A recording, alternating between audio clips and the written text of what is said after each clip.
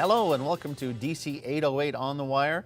Chad Blair and Mike Levine with you again. Mike's in Washington, I'm in Honolulu, and we're talking on Skype about politics. Today, Hawaiian issues. Mike, how are you doing, man?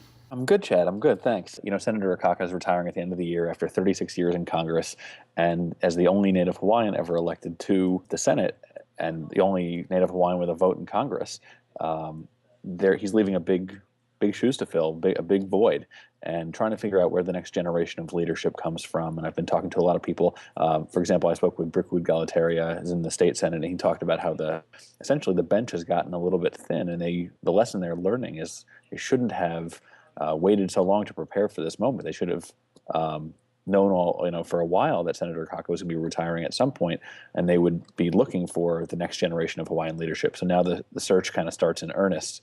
It's pretty interesting. I also spoke with some Native Hawaiian leaders who were here in Washington, D.C. last week for the Association of Hawaiian Civic Clubs.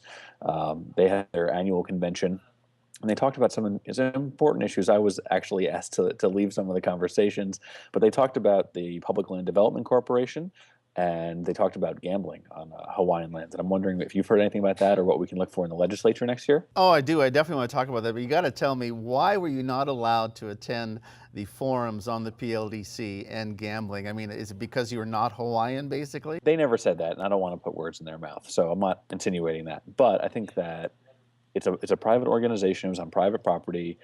They see it as this is the time when they can kind of formulate their positions on issues, and they didn't want to open it up to the public. I identified myself as a reporter, and they, gently asked me to leave the room, and I wasn't going to be a jerk about it, so I left. Good for you. Good for you. You're a true gentleman. Now, you mentioned the PLDC. That's the Public Land Development Corporation. Definitely the legislature is looking at legislation to either refine that, possibly repeal it.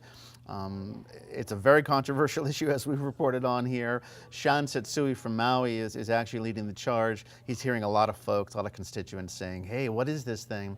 Having said that, Sophie wrote a story last week about how the governor's cabinet is really going to be pushing a PR campaign to preserve PLDC. They feel it's been misunderstood by a lot of the folks here. But environmentalists, Native Hawaiian groups, very concerned. What is this PLDC? Ironically, one of the main supporters is a Native Hawaiian senator, Malama Solomon from the Big Island.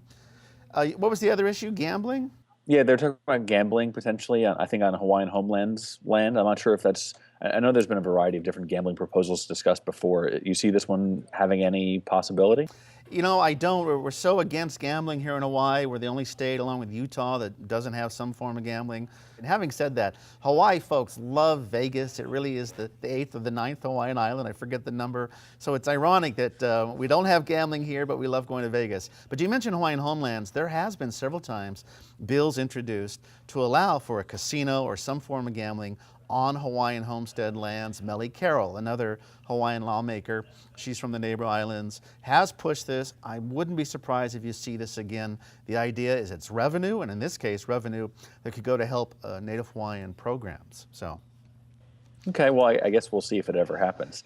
There was this other thing that happened last week. I'm not sure if anybody saw it on the blog. It was pretty entertaining to me. But Republican Tom Coburn from Oklahoma puts out this waste book every year where he talks about the most wasteful government projects. And there was a Hawaii project that made the list, number 6 on his list. I'm not sure if it was because it was the 6th worst or how he orders it. But basically, it's a program that would spend almost $1 million to send people into the wilderness of the Big Island as a way to test it, if people can feed themselves on Mars or outer space if they have prolonged trips. And I thought it was pretty fascinating that this landed at the top, near the top of the list for wasteful federal projects. You know, if you've ever been to Mauna Kea or Mauna Loa or Haleakala on Maui, I mean, it's uncanny, the resemblance to the surface of the moon. Now, mind you, I've never been to the surface of the moon, but assuming those moon landings were in fact not fabricated, it is amazing how much the mountains here in Hawaii look like the moon. And the legislature and the governor and others are really pushing for space exploration. They think,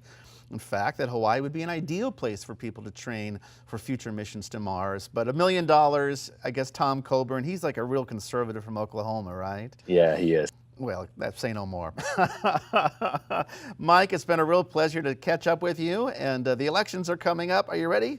Oh, I'm excited, Chad. I'm excited. Looking forward to talking to you again next week. Okay, it's going to be fun. Thanks, Mike, and you take care. That's it for DC 808 on the Wire. I'm Chad Blair, and I'm out of here.